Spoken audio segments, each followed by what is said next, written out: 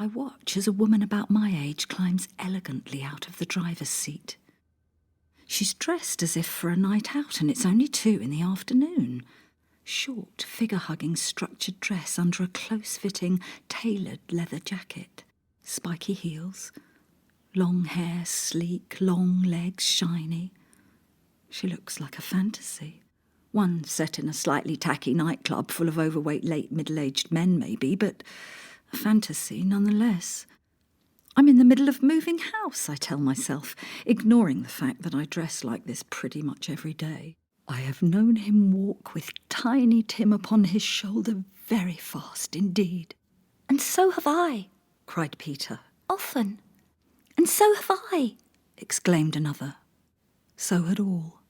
But he was very light to carry, she resumed, intent upon her work, and his father loved him so that it was no trouble. No trouble.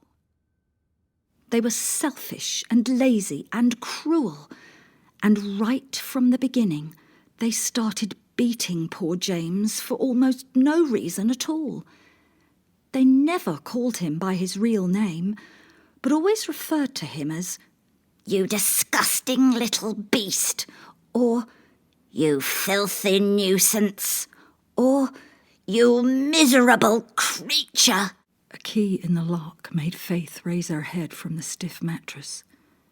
She scanned the room for something to throw. The room was as small as a prison cell and arranged like one. A single bed was bolted to one wall so a guard could peer through the 10-inch square, unbreakable window in the door and easily check on the occupant.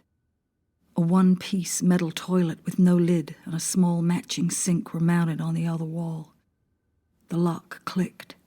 Keys jangled, and the metal door swung open.